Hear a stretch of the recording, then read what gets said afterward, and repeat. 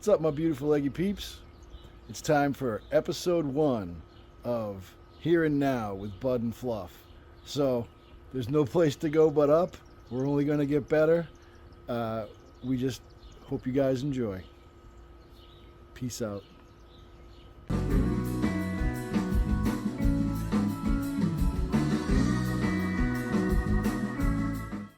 Hey, Eggy peeps. Thanks for tuning in. You guys have probably all been on my channel before, and you know that I love the band, and I'm all about Eggy and letting everybody know how great they are. And a friend of mine and myself decided that it was time for us to take our private conversations public and bring a true fan channel out to the Eggy people. So without further ado, my name's Bud, here on the Earthy channel, and I'd love to introduce to you my friend Fluff, who's going to help with all this stuff. So, without further ado, Fluff. Thank you, Bud. This is Fluff, and I'm doing this. I've been a huge music fan for my entire life. I've been seeing live music for over 3 decades, all different kinds of things, different types of music, and not that long ago, I transitioned a multi-decade obsession with Fish into a full-flown obsession with Eggy. So that's where I'm at right now. I saw my first shows back in August of 2022 was when I saw my first couple shows. I think I'm up to 26 or 27 right now. And, it's a real treat to be an Eggy fan. It's not like any other band. And I just can't wait to share that kind of feeling and that energy with you and everybody out there. Do you think it's a healthy obsession? What is a healthy obsession? That's a good question. I'm not sure there are any, really. If there is one, it's probably Eggy. So yeah, right. That's why I kind of asked. Yeah. No, it's like a win-win. Like I've never seen before. Like we're benefiting as much as they are in a mutual relationship. Well said. Yeah. People that have tuned into some of my videos before have heard me say Eggy is medicine to me, right? And they even have a song where they actually say that, right? Medicine to heal. Remedy's a melody, right? Melody's a remedy, something like that. I can't remember it exactly, but yeah. So yeah, everybody. So that's why I'm here right now. That's why Fluff is here. I've seen the band a ton of times too. It's an obsession for me as well.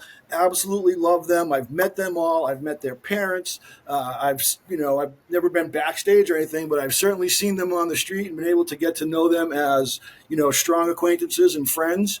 And it's time for me to just me and Fluff to just take that love to the street. It's, we can't keep it to ourselves, right? So we've actually been working on this in the background for a while. And it's going to be rough at first, but we do have some segments we want to try and pull off and things that we find ourselves talking about constantly. So we're actually going to try and do that in an organized way. And we hope that everybody that's watching kind of feels like you're just sitting in the living room with us, having a conversational jam about the band that we love, right? So we might go off on horrible tangents, and we're going to be, amateurish at times, but here we are nonetheless. So there are segments, and I think the first one is What's on Your Mind? So, Fluff, what's on your mind, baby? But it's funny. I was just listening to the Bonnaroo set that they put up on Nugs, and there's real solid playing there. But I was kind of noticing it really follows a pattern that I've seen with them at festivals, where the variety and the type of song that they're going to play might definitely vary from other shows on a more regular tour, which is not a new idea. A lot of bands kind of function in that same way. You hit a festival, and you got a whole different audience out there. You don't know where everyone's coming from or exactly why they're there. They might be there for you, but they might have never heard of you. They're just walking by. So how are you going to grab them? And so I just think it's interesting, that you can see the difference in set lists. And what was the observation that it was songs that are more mainstream? I wouldn't say mainstream, but I would say that you know, a lot more getting to the point and making sure that they hit on all the key parts of the song they want to get, and instead of giving themselves what's probably more a little bit of a freedom to wander and take the song into who knows where.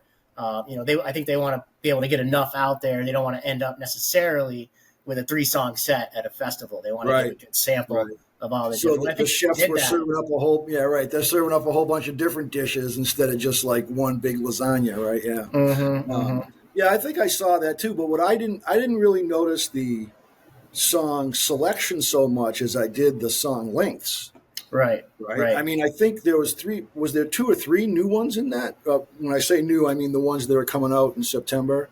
Wasn't there 2 or 3 in that? You could probably pull up the. They opened with Laurel and then A Moment's Notice. So yeah, I've listened to Laurel probably. I've listened to that Laurel probably, I don't know, 40 times, just like on repeat, literally. Multiply that by 50, and that's probably what I'm up to. So yeah. I've been slacking. Yeah, I mean, the Laurel of Moments Notice is a great way to open a quick sample of the new ones. And then they did Northern Lights and A Shadow, which is, you know, a couple of staples. Come Up Slow, that's another new one that's not on the recording. So you're right, there were 3 songs from the album played. And then Apology and A Golden Gate Dancer. Yeah. And, like, talk about a perfect spectrum of what they can do and what they've done and what they're going to do.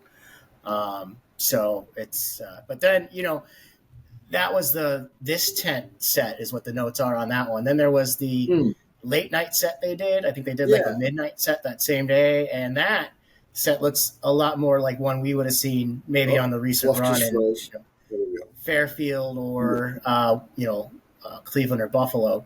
That the later on set, hopefully we're going to get to hear that soon. And so if you were going to go running back to a show right now to listen to, when I say running back, I mean not Bonnaroo, not the Las Vegas shows. What are you going back to? What's your like go-to show right now if it's not the freshest one? Oh, I'm still going back to Cleveland over and over and over, and starting on the Mr. Blue Sky, or sometimes even starting on the Lake Monster, and then just Mr. Blue Sky Monster, through the end is some of the best Eggy that has ever happened, I think. I don't disagree that. I go back today. I went back to the Buffalo and started at the 45-minute fucking Today and Tomorrow, you know, with a little Skin It Back in there.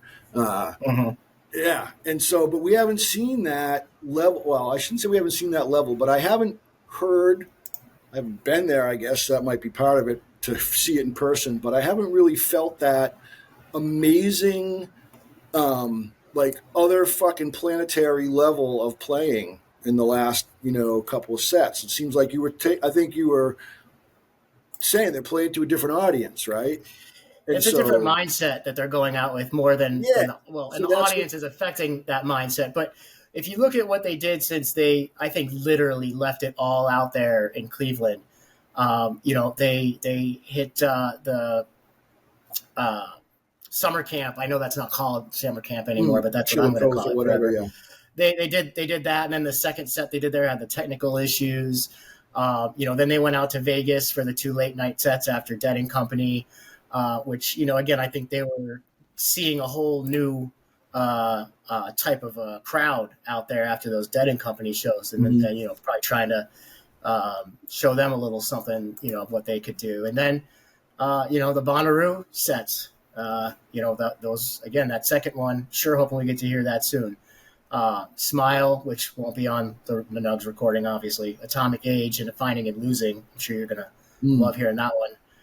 There was a Time Escaping, a Benny and the Jets, a Sweat Equity, a Zugwang, and a Zugzwang and a Studio. So that's more like a set you're used to seeing from them. Right. I want to qualify what I said. So when I said level or whatever, it's really, I think you said it right when you said mindset. I haven't heard the mindset of the Cleveland, Buffalo, Toronto, FTC, nebula, right? So, well, I think I know what that mindset was, if I might, I may, because Fairfield, the homecoming, there was so much energy around that show. Even A lot of people suspecting maybe there was an album coming with it, but that's just wishful thinking.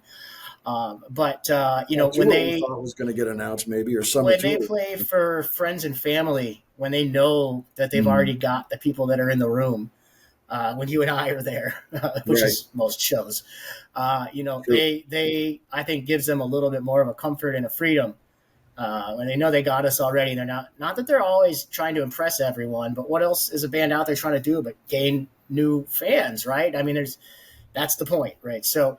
I think that run from Fairfield, I wasn't in Toronto, but, Buffalo, special feeling, that today and tomorrow, Cleveland. Again, you got to go listen. And for all of you listening, if you haven't caught this, when you get right in between the end of the portable air scrubber that ends the main set in Cleveland before the encore that goes for almost an hour starts, Jake comes right back out and he goes, whoa. Yeah. And I've never heard Jake do that. I mean, that's him literally going, we didn't necessarily expect that was all going to go that way. And, we were pretty much as amazed as you guys were with what was happening. But, to answer your question, I'm definitely going back to that Cleveland show. And that's a big part of why. That's a good Jake synopsis. The reason why is, whoa. Yeah. No, that's a good synopsis of it, too. And when was the blindfolds? That was a portable air scrubber. Okay, yeah. So, which was about 20 minutes of great, great goodness before they put the blindfolds on. Yeah. Then about 10 minutes of weird, cool, exploratory insanity while the blindfolds were on. Yeah. And then the laughing when Mike still had his on and everyone else had taken the Cleveland. Cleveland, you heard about Cleveland, right? You know what's up with Cleveland. Yeah. Eggy's home away from home. It seems to be. How come? Yeah. Because I'm here. Why else would it be? That's fair. Probably one of the most memorable shows of Eggy I've seen of the 70 that we've seen now was the St. Patrick's Day days in Cleveland at Columbus. Columbus. Thank you. Yeah, Columbus, at some little tavern. And they played on the front stage, which was it might have been, they were touching, each other on the stage. So close. It's very, very small. And man, they did just so much that night. It was just amazing. Galactic was in the back under a tent. But of course, wasn't recorded. So it was not recorded. Fluff was supposed to be there and he did not go. And he has always regretted that. I can't believe that was not a recorded show. I still remember this dude, just when they did You Can Call Me Al, it was like Saturday Night Fever. He cleared a spot on the dance floor because he was spinning around. So he was just dancing so hard. Everybody was like, he was drunk out of his mind, but it was hilarious.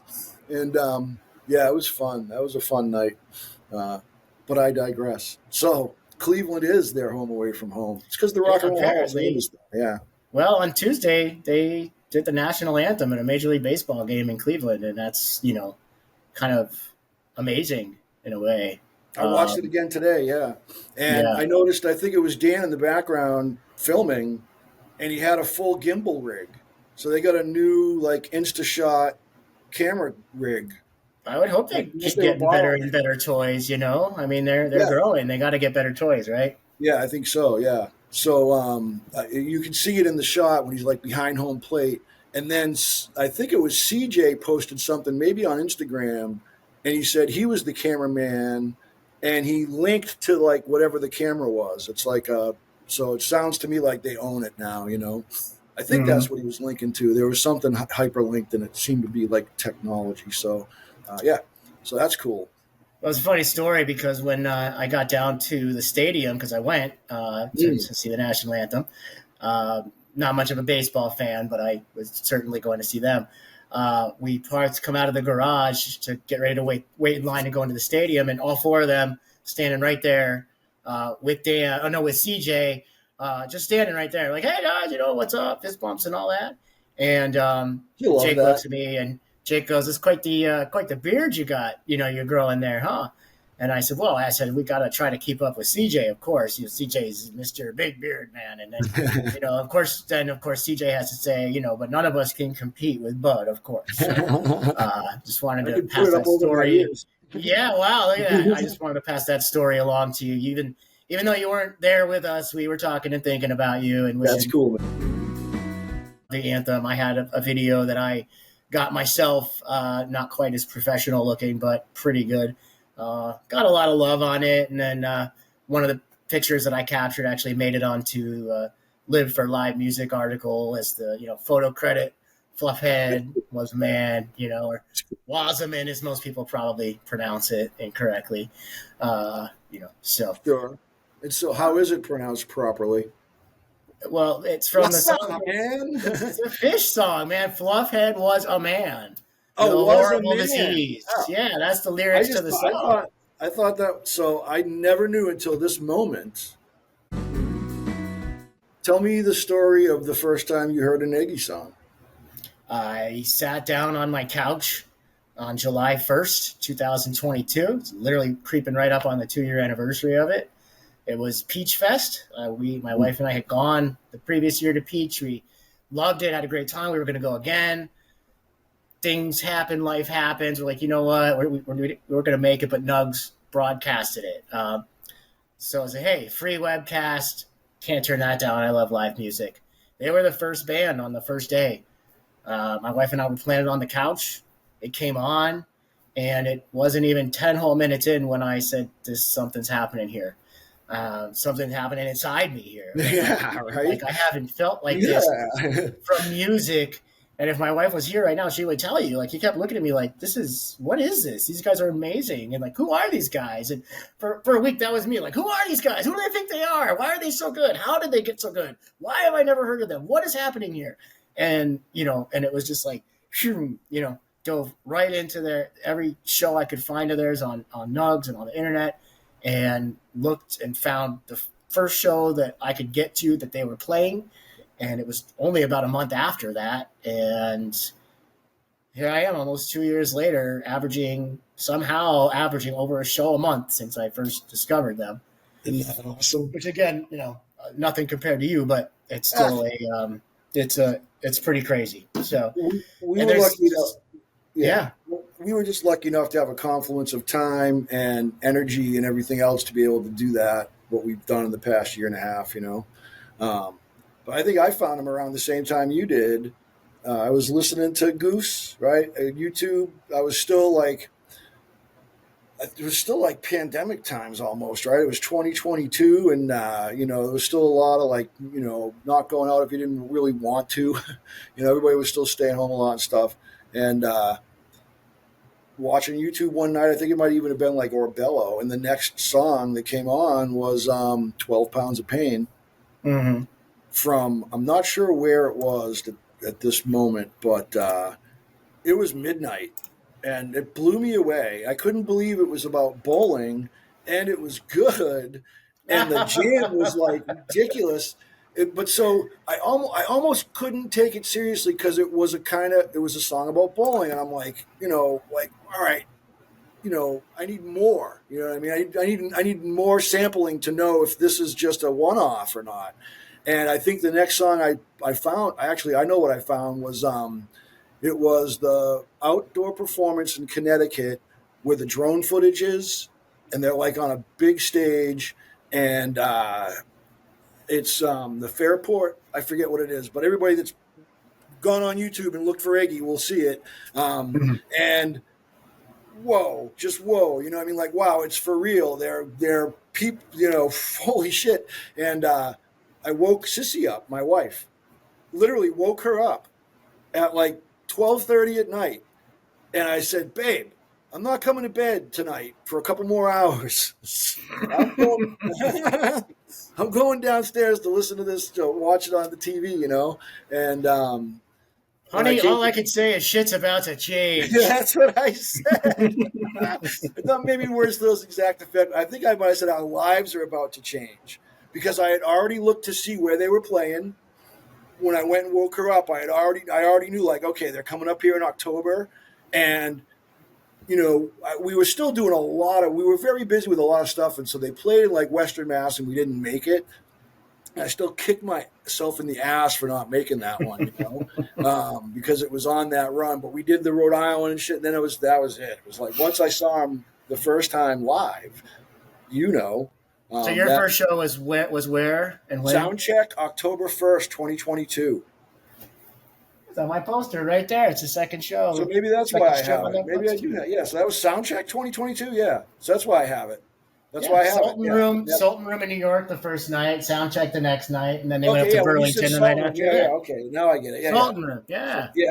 Yep. So yeah, I have that. That's why I have that poster. Yeah, that was our first show. I've never seen him without my wife. And then I only beat you by 2 months because mine was August 4th, I think, in Asbury Park or something like that. So amazing, right? We saw him down there in the Wonder Bar. That was a good show. That's the Wonder Bar, but it was the next year. Yeah, it was the 23 one you saw. Jimmy Law came on stage and played with them, and they had the kid from Turtle Logic came up and did Let It Rock. That was my second time seeing them there. I'm a guy from Ohio. That was my second time seeing them in Asbury Park. What does that tell you? I'm telling you, we live like 30 miles from New Hampshire, maybe an hour from Hampton Beach. And then in Maine, we used to go up to Bar Harbor every year in October, we'd go up for a week. Didn't go since 2018 or so, stopped going, and didn't go anywhere until Eggy came along again. Wasn't going anywhere. I was in a musical rut like you wouldn't believe. The music was good, but it was the same stuff. And so it was just so great to find, if I was a musician, that's what I would play, is what they're playing, which is why I think I like it so much. They read my mind on what I want to hear for a jam, Let me rephrase it. I sometimes know what you're thinking, and it's very similar to something that I've been saying out loud for about 2 years now.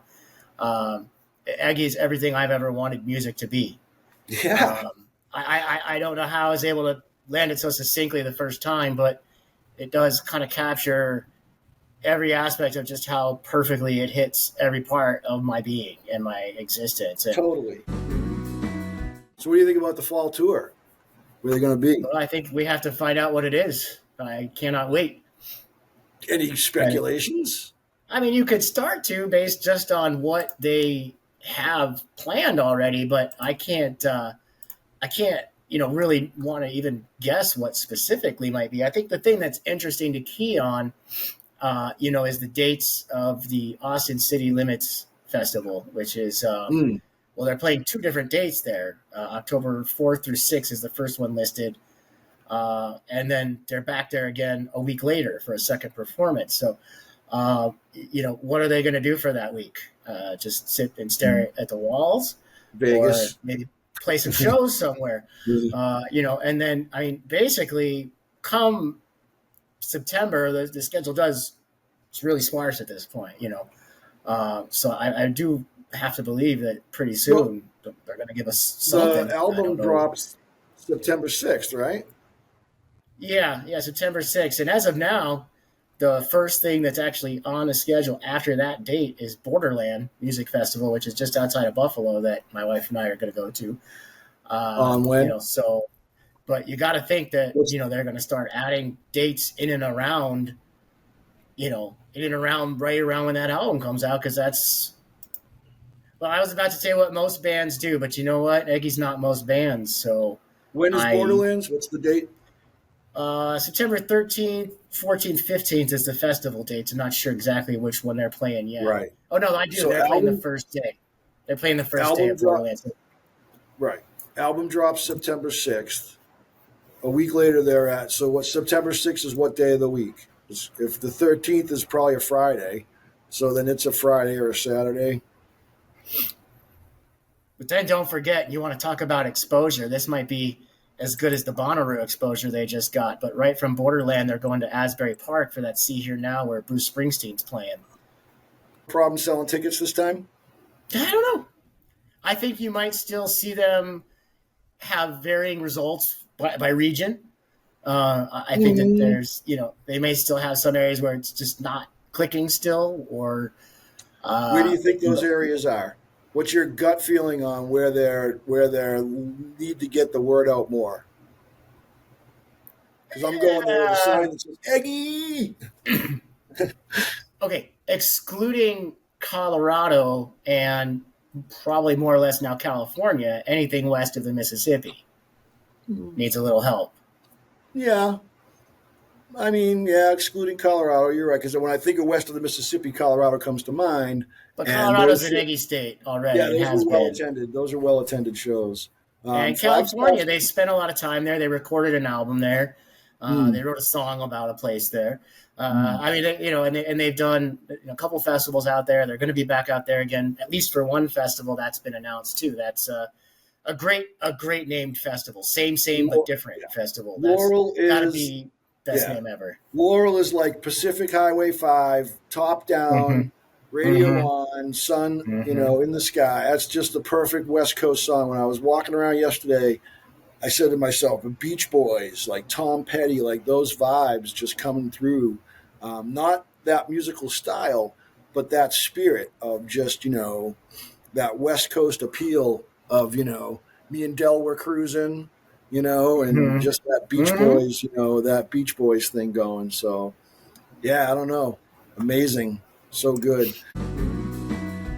I mean, wow, it's been a great talk for a first show. I think we went all over the place, and that's exactly what I expected us to do. For anybody that doesn't know, we did have kind of a little a rundown sheet we were trying to follow, but I just hope everybody enjoyed spending their time here with us. And Fluff, thank you very much for pushing us to get this done and getting our first one out there. And now we should have one pretty much every week coming forward.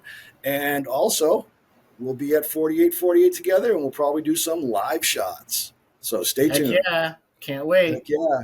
And with that, peace out.